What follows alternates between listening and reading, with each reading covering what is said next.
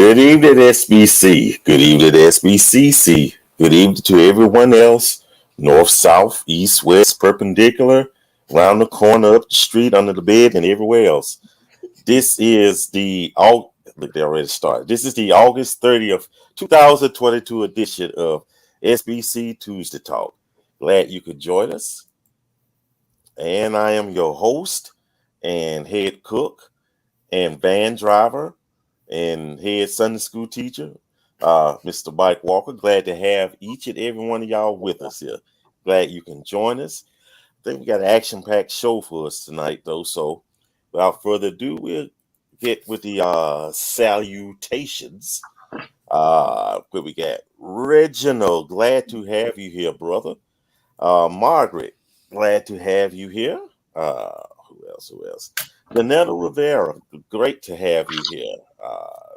Theodora, always good to have you here. Michael McKeever from the DMV, great to have you here. Jewel Mendoza, great to have you here. Marcus, always a pleasure to have you here. We got some more. Cassandra Cunningham, howdy. Sis Foster, always a pleasure to have you here. Is she watching? Hello, everyone. Yes, Sherry, great to have you here. Teresa Jones, always good. Yeah, Teresa, she's good here. Celestial, great to have you here. Who else we have? Jennifer, y'all coming in too. Jennifer Williams, good to have you. Good evening to you. Teresa Brown Lewis, good evening to you, ma'am. Great to have you here. Dwight Sloan, always good to have you here. Margarita Hall, great to have you here. Glad you could join us. Ursula Griffin, good night to you as well. That's a greeting, y'all. She's not saying good night as in go to sleep, though. Okay, we got a lot of them in here. Tasha Jackson, good evening to you as well. Rhonda from Florida, good evening to you and happy belated birthday to you. She just had a birthday, y'all. So, that was a lot of y'all. So, without further ado, let's get started. But let's meet our panelists. Okay, starting from my left, we got from Southern New Jersey, we got Shell. Glad to have you here. From Duval, Florida, we have old Chauncey, Pastor Chauncey. From South Carolina, we got old good Tiffany here. She's here to impart. And her very first time here from Virginia Beach, Virginia. And we're going to see what she can do. I think,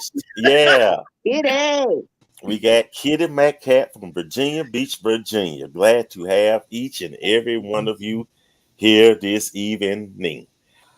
Okay, y'all ready? Let's go for it. Let's get into it. Okay. The first topic is where is the first topic? Yeah. The first topic, is men who are not emotionally attracted to women. I know. Men who are not emotionally attracted to women.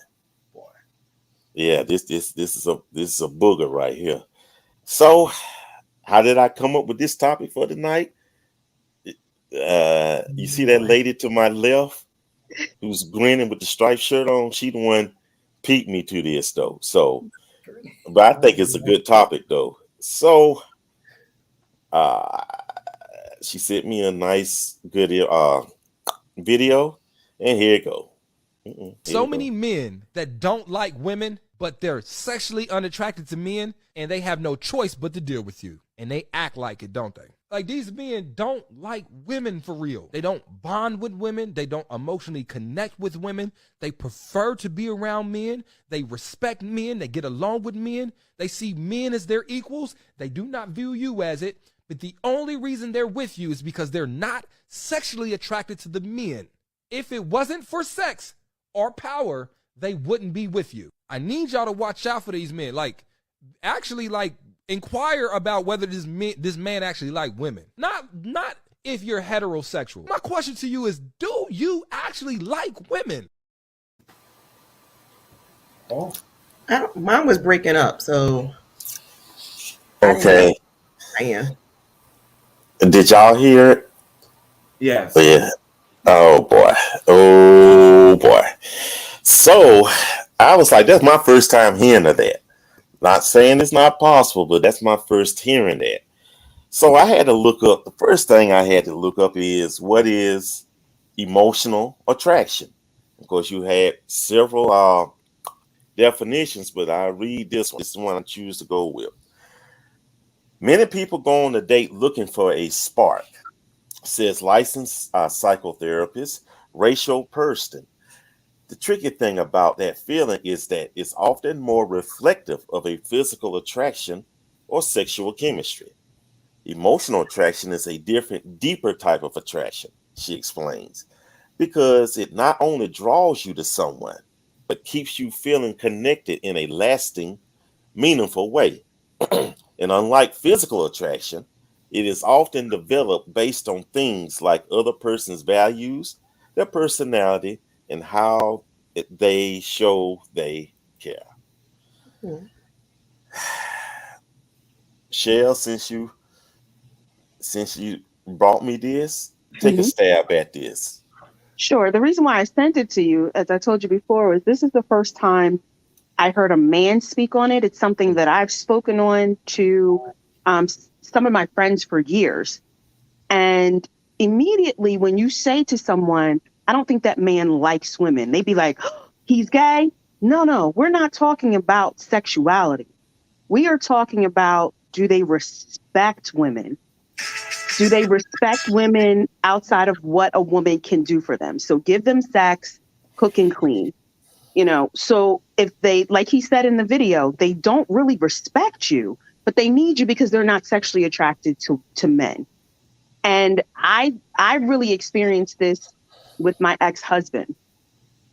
He didn't like women as a gender, and there are men out there for different reasons. They don't respect the gender of women. They don't. They feel like they just have their place to serve a man, whether it's in a sexual capacity, cooking, cleaning, taking care of children. But as far as wanting to actually learn, spend time with, respect, share power, all the no, no, that's for men, like you said. So I've experienced it, and it's really demeaning.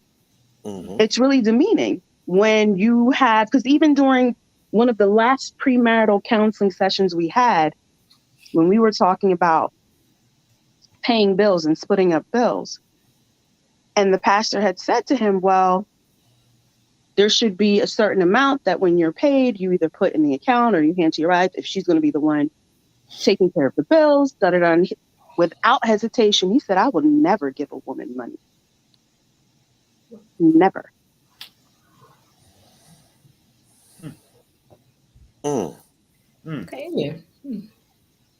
Well, It was a And thought process yeah, because women were not worthy of the responsibility of holding on to money, handling money, especially not a man's money. wow. Wow. So that's where the emotional unattachment comes in. Absolutely. hmm Wow. I could Wow. cook. I could cook every day for him. I could clean. I could provide that physical side. But as far as anything on that respect level or really connecting, Mm-hmm. no, no, hmm. Mm. I wasn't worthy. I was a woman. Women really weren't to be trusted. And in his particular issue, I know that stems from mommy issues, but it's different in every case. His was one thing, right? So Mm-hmm. behavior that was patterned by his mother, that closest relationship, turned to distrust of all females. But it's different in every instance, but it is a real thing. Mm-hmm. Wow. Wow. And this is my first time hearing of this, like I said earlier, but never took my time to think about that. Bro, Chauncey, Yes, sir. Well, yeah, go ahead. Go ahead. no. Go ahead. I was just gonna just ask you, what's your thoughts on emotional attractiveness with you being a man? Have you ever Well, put that in consideration in past potential relationships? it's a major part to make a relationship thrive. Physical only can get you so far, but emotional attachment takes it to the next level and allows it to grow. I think a reason why a lot of men struggle with this, the simple fact is that they so used to custom being around their homeboys, actually trying to break open to how those type of conversations and open up to the opposite sex is foreign and strange. Because for most of them, if they had healthy relationship with their mothers, that's the closest woman relationship they actually had in their whole entire life. So, going to look like that for someone else, that's the reason why a lot of men always trying to find women that resemble their mother because it's something they're used to.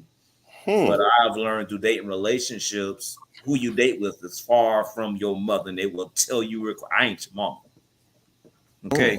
Yeah. So, and I had to learn that lesson myself. But that's why, and I know y'all might say, here you go talking about the Bible. Well, we are equally yoked is of high importance. If you're not equally yoked, then you're going to struggle with the emotional side because you're going to be at an indifference.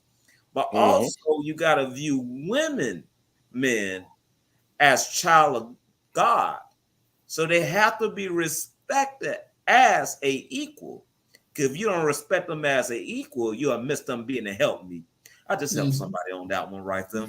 and that's what caused this struggle, and that's the reason why a lot of relationships and marriages are not surviving.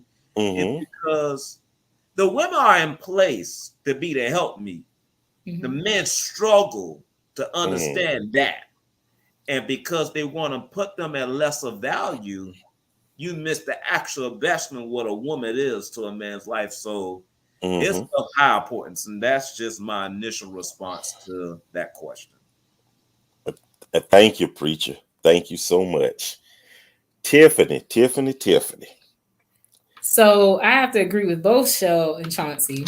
And the piece that I would add, kind of going along with what Chauncey said, as far as like men feel like they have to kind of almost prove themselves. I think that society in general and the dating world now has thrown around so many terms so loosely. As far as like men are supposed to be the head of the household and you're the leader and you're this and you're that and women submit and all these other things.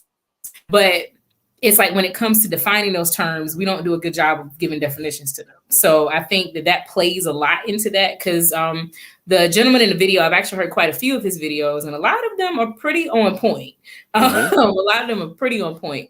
And with this particular point, I think what's making it new to Mike is that it gave it a turn.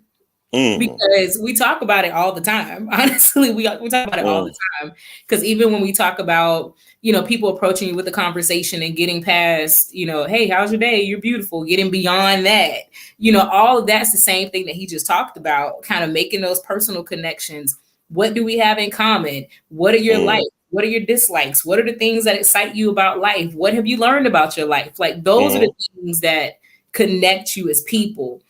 Because as Chauncey said, looks fade. And the person you met in your 20s at 40, granted, black don't always crack, but it stretches a little bit. So, things that you see there, you might not see later. So you do have to have that personal connection to go along with it. So I think it's just what made it new is that it gave it a turn. Like what we talk about now. Okay. Okay. Thank you. And the gentleman's name is Ace Metaphor. I got to give him credit though. And you know what, Tiffany, you do make a point. It's been going on since Adam, so I don't know. So we just gave it a new name. Because these are the same women. Like these are the same men that run from woman to woman to woman looking for, whatever they can feel. This is that guy. He's not looking to be connected. He's just looking to get a need met.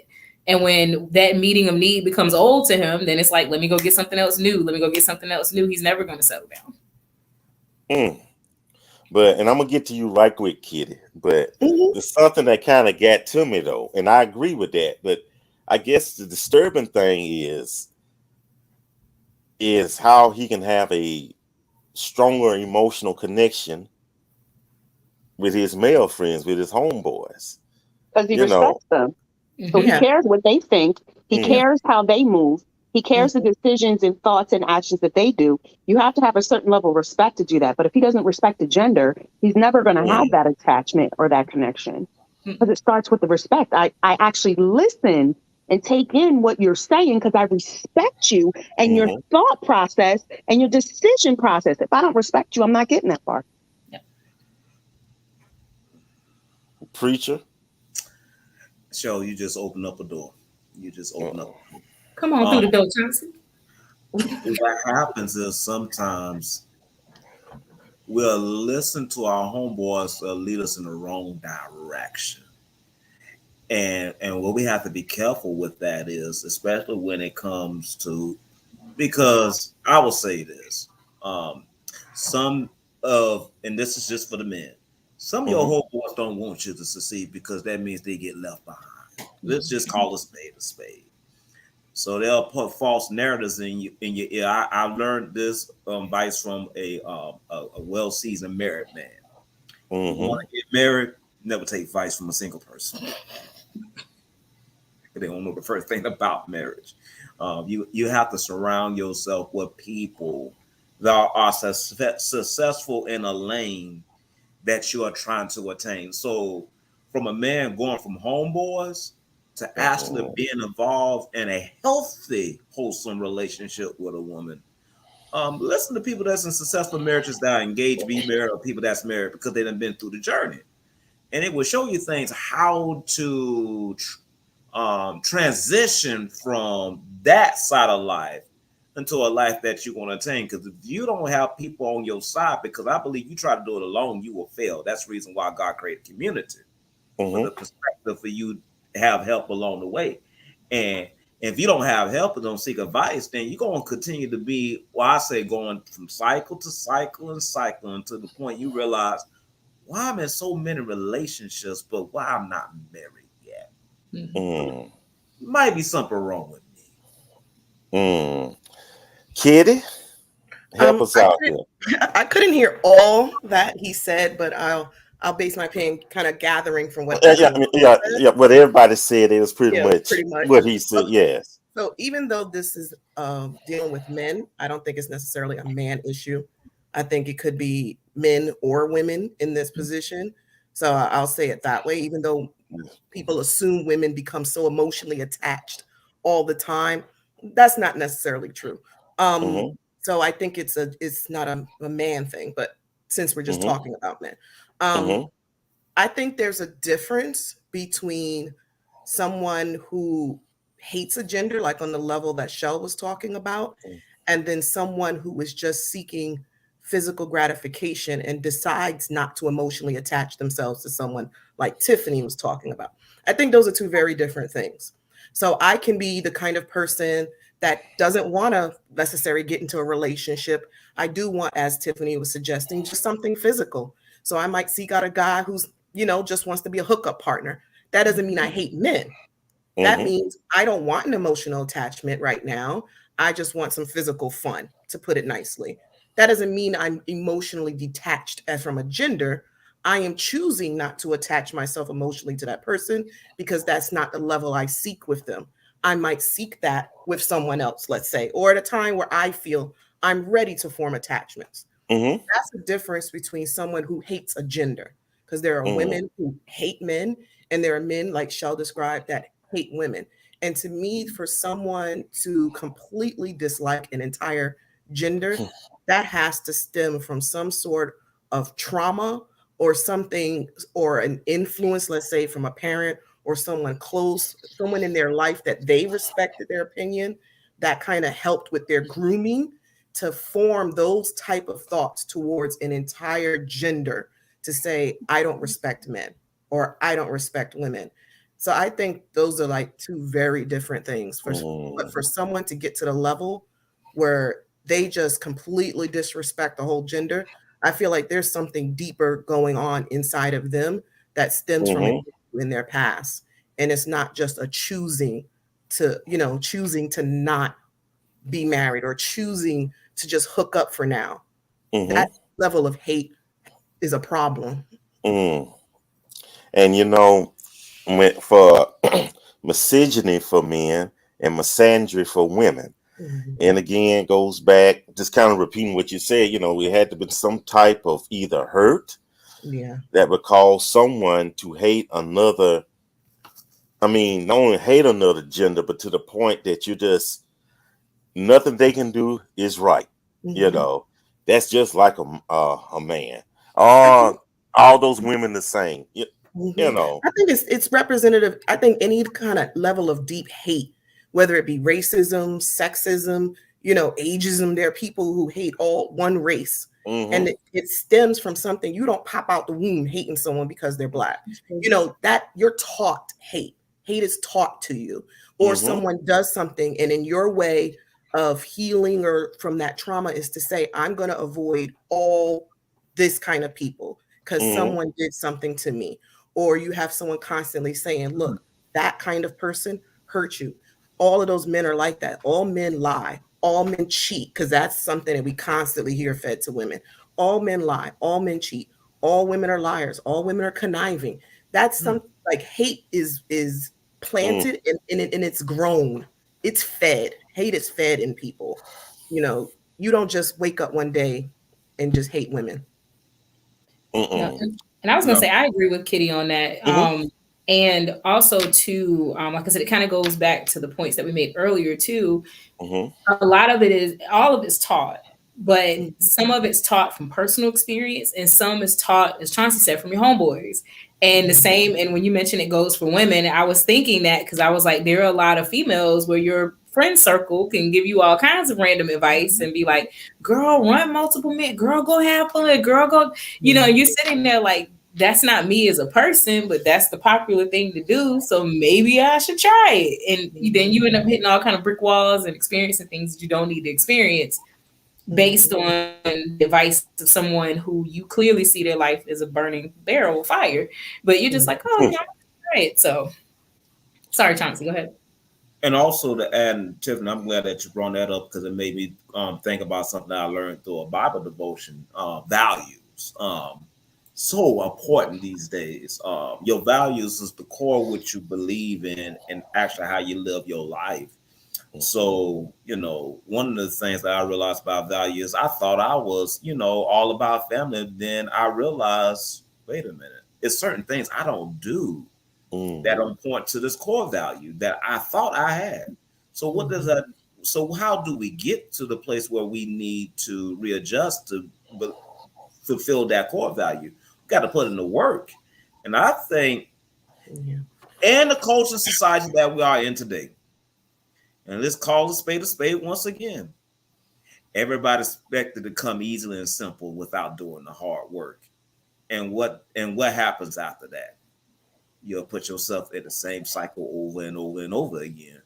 And you won't never progress, but you'll do like those Hebrew people for 40 years and be going around the circle trying to figure out where did we go wrong? What did we do wrong? And we have to realize is we want to move forward. But what we are doing, we're not putting the work in and we are going in circles.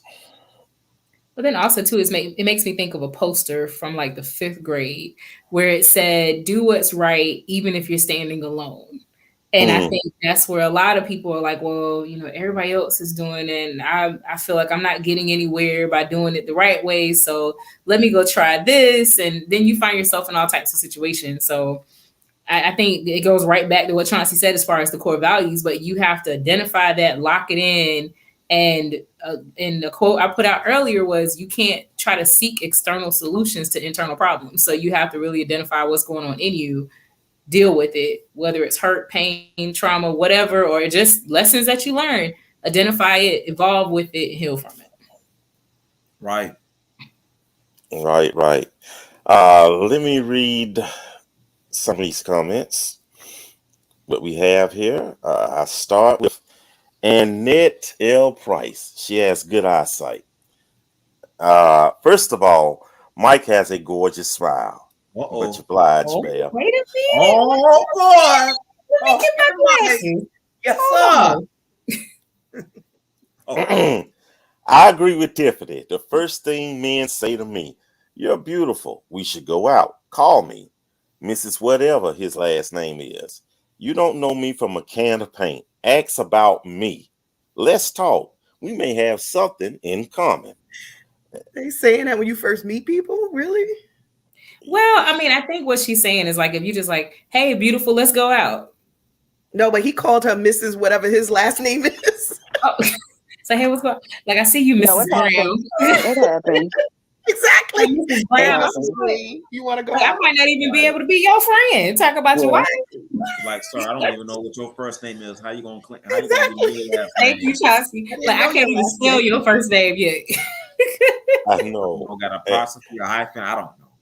Okay, and Reggie says, I think that the one true love that you have, that one that truly captures your heart, the emotional attachment is most likely there. But those that might come afterwards, maybe not. They might love that person, but truly not in love with that person. Because the emotional part isn't there with this person. And how many times people say, how many times it's been said to us, and how many times we've said this to the person we involved with, I love you, but there was little to no emotional attachment. I see you grinning, Chauncey. There was little to no emotional attachment. Okay, you can be emotionally attached to someone and not be in love with them.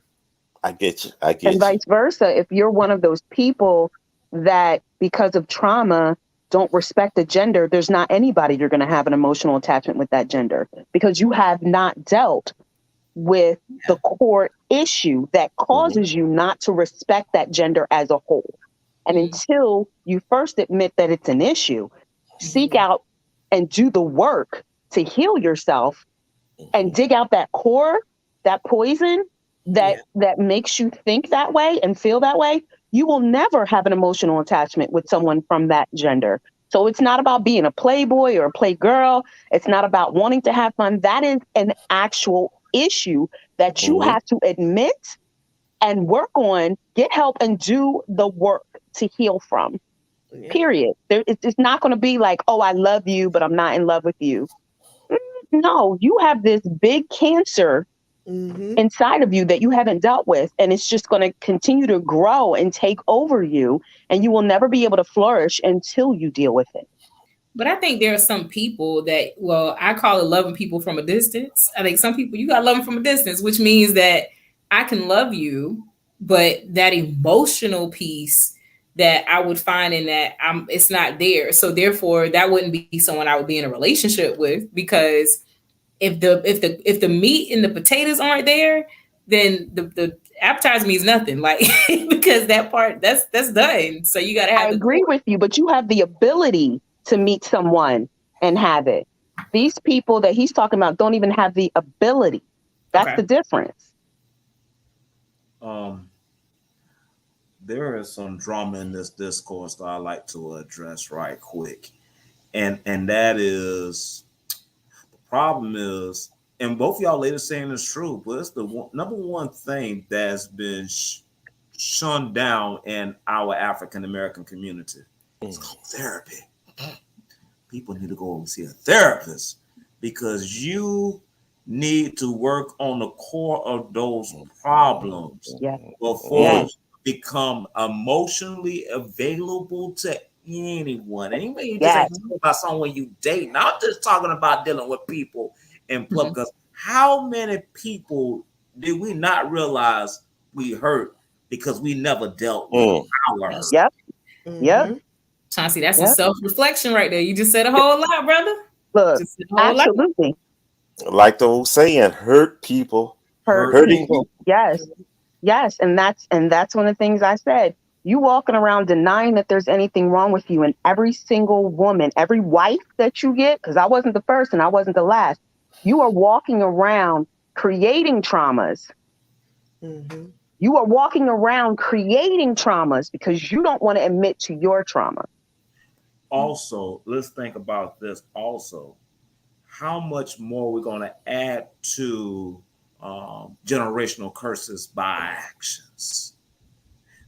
Ain't we supposed to be people that we see wrong that will happen in our past to make sure that don't happen for our future? And we wonder why our kids are acting the way they act and they view relationships and marriages they do, because we ain't heal ourselves. And we just pass on that hurt to a whole other generation. Then they got to do more work to get healing because we didn't do it for them. I think a lot of times people walk around not even knowing why they do the things they do themselves.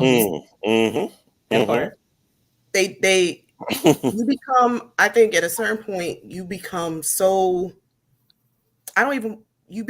accustomed to your own dysfunction, you don't see it as dysfunction. It's normal to you. You think the way you live your life is normal because that's all you've known is hate, or all you've known is anxiety, or all you've known is fear. If it's been ingrained in you, you're just walking around a lot of times just spilling it out. And you think that it's okay. So a lot of times people don't even realize that what they're doing to other people. And I'm not saying they're oblivious to hurt. Not all the time. Sometimes people do intentionally hurt. And then sometimes people are hurting with their actions, just beating on people because they don't even know that they're doing, like, there's so much in them that needs to be unpacked in therapy. But because they didn't have that outlet, and if someone doesn't come along, or if they don't allow the Lord to show them that they need to go and get help, because he will direct you to therapy too, they just walk and they keep passing it down because it becomes a normalcy to them. It's like people who grew up in abusive homes and stuff. They get accustomed to it. That becomes the way of life to be yelled at, the way of life to be hit, the way it just becomes their way of life, unfortunately. A lot of times people don't even realize they need the help. Because go ahead, Tiffany did Chauncey. I was going to say, because that's the trait of a narcissist, and so that's a key trait of a narcissist. It's like, I'm going to make you feel the way I feel, because if I'm hurting, my goal is to make everybody else feel the way that I feel. It's not my fault. I've actually been in that situation, and it's devastating because it's like things are happening that you don't realize are happening because they seem normal, because it's their normal. And so they normalize it to you until you hit that wall and you're like, hold on a second. Wait a minute. Like, this was a jab. That was a jab. This was a jab. And then you start paying attention. You're like, wait a minute. This person was trying to drag me in their journey the whole time. They never you. And that's it. And that misery loves company. And that goes male and female. That's not isolated one sex. That's everyone. That's everyone. And once we get to the point and the gender stop blaming each other and work together and get together, there's no telling how much we can accomplish together. Preacher man, go ahead. My mother will be proud of me in this moment right now. Okay. There was a popular song in the 1970s, and it started off with these lyrics: "If loving you was wrong, I don't want to be right. Being right means living. Being without you." Yeah. We. And so I start thinking about the lyrics. I'm like, wow, how toxic is that? If loving you was wrong, I don't want to be right. Means I don't want to change because I want to love you the way I want to love you, and my love is toxic, so you have to accept it. Wow. And what happens is we'll get attached to that toxic love and think it's okay to be called out, abused, cursed out, because this is normal. This is normal. This is how I should operate. This is how I should operate because this is what I'm used to. This is what I grew up with. This is what happened, how my parents interacted. Because they did that does not mean it's right for you to do. And I think sometimes we are so conditioned to an environment or listen to people saying, you should handle it this way. Or don't take that from her. Don't take that lip. Respond back. And all that creates problems. And then you wonder why men women don't want to talk to you because they ain't like you to deal with that toxic stuff. You know, you have to realize we have to realize for those who have those type of problems, Mm-hmm. we got to get past that stuff. You know, it wasn't until a woman told me one day, Chauncey, you're a great person. You know the right words to say. You know how to care for people, but you're so unemotionally attached because you're closed in. And I said to myself when she said that, how did I get here? And I started reflecting, and I started thinking. I'm like, wow, that moment, that moment, that moment, that moment, fear. Wow. And I realized it was fear. Fear to change to be better, but be conditionally used to I am so I can use it as a crutch. If it didn't work out, well, she should accept me as I am. No. If a man or a woman wants better, with that foolishness. So we have to get to a point and listen to when people are telling us, you got a problem. And start thinking people are trying to attack you. It's not an attack. It's for your best benefit and help for you to be better. Because you might have done them wrong. Does not mean they want you to be happy with someone else because they want you to be with someone else. For most cases, just not with them ever again. Nope. You can have somebody else. I want you to be with somebody. I want you to be married. I want you to have success. I want you to have these things. But I want you to learn the lessons of how you did me wrong to make you better. Actually, people want to help you, but everybody think they got it all together and think they don't need I got this on my own. You continue to walk in that life thinking you got it on your own. You're going to be 60 years, 50, 60 years old. You got some puppies. Okay, I'm done. But that goes back to what Kitty said earlier. Like, we have to not be afraid to identify those things that are going on and seek the help. Like, a lot of people live in that. Because, I mean, if you think about the Black community as a whole, we've always been conditioned to kind of be like, oh, no, you just deal with it.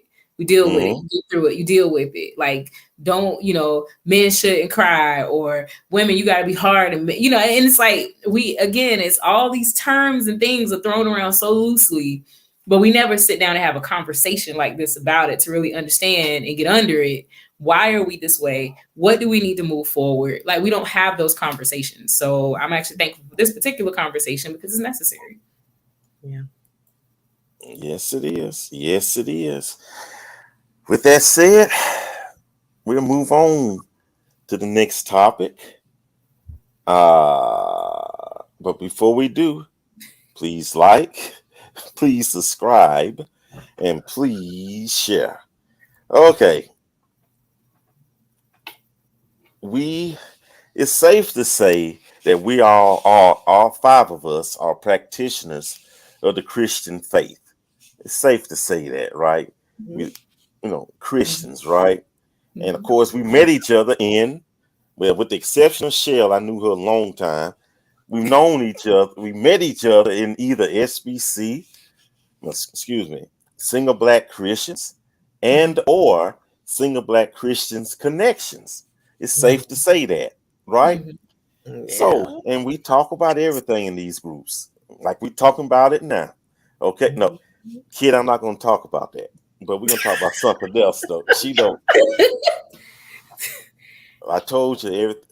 Program subject to change. Okay, look at it. I was going to behave tonight. I'm not going to say nothing. I'll wait till the after party. And when we approach each other, you approach someone of the opposite sex, of the opposite gender, and they are Christian. And it leads to this question, though. Christians calling other Christians sexy. Is that appropriate? Do you do it? Has it been done to you? Is it a big deal? Is there a time and place to do that? Go ahead. Don't be scared, y'all. I'm going to say, yes, there's a time and place. No, there's nothing necessarily wrong with it if it's done in context by the right person and under the right circumstances. Okay. Yeah. Okay. Agreed. Pretty much. Yeah, look, she done said it. There you go. Next topic. Look, that's a quick one because she done said it pretty much. You don't cease being sexy because you're Christian. Okay. Uh-huh. And All sexy day. doesn't have to be because someone's inappropriately dressed or revealing. Like, you can be sexy fully clothed. Like, I didn't do anything, Sherry. Miss Sherry, tell us about it later, girl. Go on, tell us about it later, girl. Tia, is that? No, who is that? Yeah, Tia says, praise the Lord for the sexy Christian. That's right. That's right. I think people hear sexy and they immediately think immodestly dressed. You know what I mean? Like, they immediately equate sexy to tight or revealing or stuff popping out here and there and stuff. And everyone's definition of what is sexy is different. What you perceive as sexy may not be what I perceive as sexy. So I don't think just because someone says, you know, oh, she's sexy or he's sexy or whatever, doesn't have to immediately be something, you know, nasty about them that I'm seeing. Like, a well-dressed man could be sexy to me. Like, and a well-dressed man that smells good is even better. Yes. And Speak on it. Thank you for helping me with that. Because now I can comment. It doesn't have to, and well-dressed is even subjective. You know, you might think well-dressed is a suit. I might think well-dressed is some nice Timbs and some jeans and a white t-shirt on a summer day, and a baseball cap is sexy, just subjectively saying stuff. You know, like okay. I was gonna say, I think the sound of a Hemi engine is sexy. So that's why I say I use that term very differently, because you hit a nice sports car with a Hemi engine. I'm like, the engine is sexy. So the term is, you know. Please, sexy could be all kinds of things. An intelligent man is sexy. And that's That not part, even about his physical. His mind. Look, the mental conversation. Intelligently. Yes. Can I talk to you for hours? That's sexy. Conversation. You can hold a conversation with me. Yes. We banter. Oh, that back and forth witty conversation. That's sexy. And he don't have to show me not a thing, but his intelligence. Man, look, intelligence, creativity. You know, the ability to hold a conversation. Like, look. Now I live in the South and I be seeing men work on cars and stuff. Girl, stop. You got a little bit of get up and go about you. You got a little I got you, boo, type about you. You know, we good. Yes. They be out there fixing stuff, demoing houses and mowing lawns and cutting. I'm like, where they do this? Hold on, kidding. Simpler than that. Let's just talk basic chivalry. Okay, basic chivalry. You can't even find that these days. Chauncey, what's wrong? You got the bus. What is it, Chauncey? Sorry, Chauncey. What? He got me started. Chauncey, we done built you up a whole playbook. Go ahead. Exactly. I got a whole book of what makes somebody sexy, and they didn't take off not one piece of clothing. What? What in the Jesus is real? I know that he's real, and my soul is going on right now. We're talking about lawnmowers. I said that if someone can be sexy, and it has nothing to do with cutting grasses. Oh Lord, have mercy. Yes, it's sexy. Because there are men that are like, you know, I find women that can hold a conversation sexy. Exactly. Yeah. And it has nothing to do with actually wanting to engage in anything physical with the man or with the woman. You admire something that is attractive about them can be so sexy. And I said this in the sermon one time. I said the problem is, well, a lot of people will look at things and take a negative connotation to it and not see the true essence of what it means and what we are trying to convey in our expression of communication. We in culture, we have took the word sex is so negative that when it's said to another Christian, what you trying to say? You trying to get to me close on a physical? I appreciate the value in the work that you do. It's attractive. I like it. And there's nothing wrong with that. It's nothing wrong with that, because I get ridiculed all the time because I like dressing in my suits. I've been classified as a thirst trap in the church. I don't understand why that happened. Wait a minute. I like the dress. What I'm doing down in Florida. I'm not trying to start nothing. Because you wear a What you be suit doing to at the church? church, Yeah. that's a thirst trap? You be making googly eyes at the women. Crazy Chauncey thing be in the doing some world. extra stuff when he wearing that suit down there. Chauncey, you be Listen, I Chauncey, you got be my making googly cufflinks, eyes I at the got my women. pocket square on. Mhm. You know, I love my hats. And I'm Yeah, like, You always with a hat. I ain't trying to cause nobody to sin. You're trying to cause these women to fall. No, from I'm grace. not. I See, now you can't sound like my brother believe now. it. See, Chauncey's now a you're stumbling wrong block. for That's what he is. That's what he's trying to be. No, He walking well, that not- he hit you with the good morning. Chauncey a stumbling. He be like, good afternoon, See, that's the ladies. reason why you hurt Good and morning. get. That's the reason why you hurt and get married. So I won't have these problems no Good more. morning. Good morning. Oh, yeah, when I do that. Oh, what you trying to flirt with me now? No, I'm just saying good morning. Yes, see? Chauncey I said, get I got your those in communion. that He said, I shit got your ready. communion. Don't worry about it. I got your communion. Here you go. You ain't got no offering, girl. I got your offering Mike, right here, I girl. got your next offer, topic. boo. Mike, next topic, please. We got I can't. Chauncey comes sashaying. He comes sashaying on the pulpit, just like Chauncey be good morning, everybody. Chauncey be having the sheet like Exactly. I don't even know. Oh, they coming for you, Chauncey. They coming for I you. know, right? Chauncey be working the altar, Tiffany. Like, You know what? Paul said it best. Every time I try to do good, Eva's always best. Tiffany, this be Chauncey at the altar. Oh, God, no. I'm done. I quit. Here you go, sis. Hold up. Oh, come here, sis. Yes. You drooling. You Yes, drooling. You look. drooling. You okay? You okay? Look, Kitty, he got a flex on him too. He be like, hold on a second, let me get this way. You know what? You know what? You know what? Chauncey, we You know just what? call you. You know what? I should never brought There you up go, me and sis. thirst trap with church. He's great. He's great and great to be praised. You set yourself up, Chauncey. You really did. Man, listen. I was trying to drive a point home and look. You should have never admitted you was a thirst trap. That's what happened. You said he I was did not admit I said I in the never admit church. I was a thirst trap. I was told. You was told. Because you be at the Look. altar like this. Look, as long as you don't carry yourself as a thirst trap. That's what people say because you don't see a lot of men these days wearing suits and keeping clean and keeping nice and different things. But If I'm going out, go out looking like my best. look, you just gotta have some act right about you these days, and that's enough right there. Just have some act right about you. Yeah, exactly. See, Know how to talk to people, know how to hold a conversation, know how to have an intelligent conversation about more than 3 things. Mm-hmm. Listen, y'all. Listen. Sister Caville says, Chauncey, lift your hand. Hold on, I got you. Hold he on, say? right now, name of Jesus. I got you, Chauncey. And I've been working out too. No, I should never said that. Exactly. Then he gonna take the hat off. He said, "Hold on a minute." You been wearing those muscle shirts. Who was that guy? Who was that preacher who used to wear the muscle shirts? Mediums. Oh, who was A that muscle shirt? Yes. Who was that preacher that used to wear the muscle shirts? Eddie Long. Eddie Long. Yes. The late Eddie Oh, Long. no, not Eddie Long. No. Lay Eddie Long. Look, Listen, we got some important Sorry, Mike. comments we got. No, you good. Trust me, you good. You fit in too well. You good though. Way too much. Okay.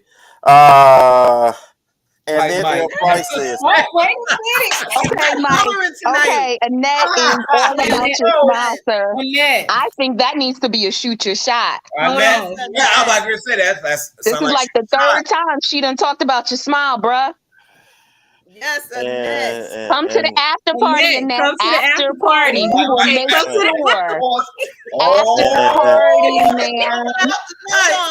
It's going down in the after party tonight. It's going down in the after party, Annette. Come on down. I don't think I have a sexy voice. It's okay. No, it don't matter what you think. It's what they think. He had to make it deeper too. Right, right. He had to do the flex. Yeah, bring it over there. I don't think that's Chauncey's muscles in a voice. Yeah. Go ahead. That's that Eddie Long voice. I like the way you call the name of the Lord today. I found it so sexy. Exactly. Chauncey, I like the way you pray. Yeah, I didn't even say all that. I'm gonna save that for the after party because that was also on my list, but I'm not gonna. What's the after party about to be lit tonight? Yes, y'all come out. Litty lit. Yes, Having yes, good yes. communication after it's like good, like. Let me go back to the other one. What did you say about the medicine? Yes, Okay. it is. Yes. Yes, yes. Go for it, Mike. Go for what? Thank you, Cassandra. Come on, somebody. Go for what? Yes. Yes. Tell him, brother Chauncey. On Hey, Annette. don't be shy. Oh.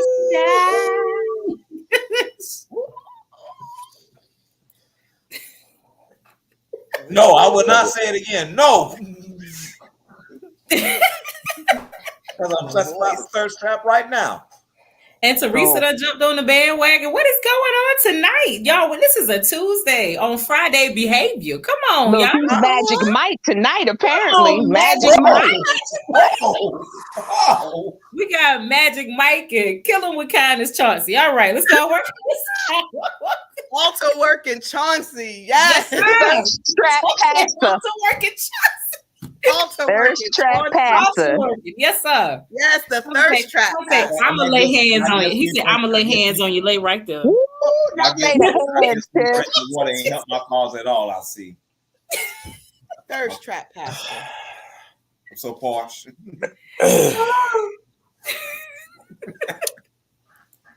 With that said, Uh-huh. guess what? We are out of time. Of course. Are we? Oh, we convened. We got a time 3 minutes early. Normally, you would have slid something else in there. Out of time. So Mike, guess it's what? My favorite topic.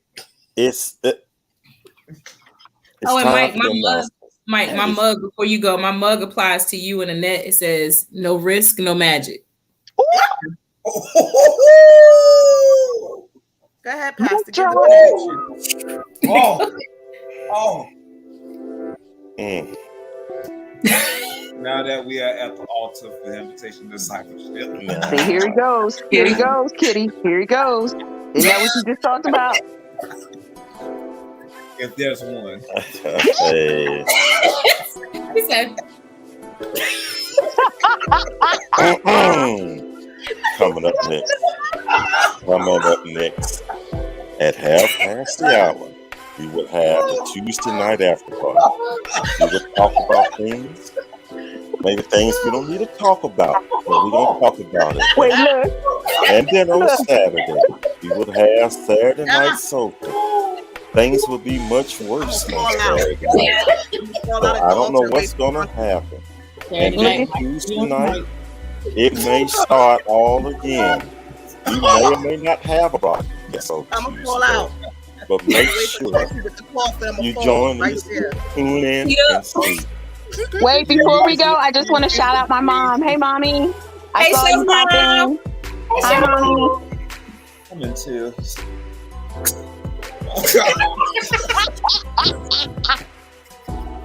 4.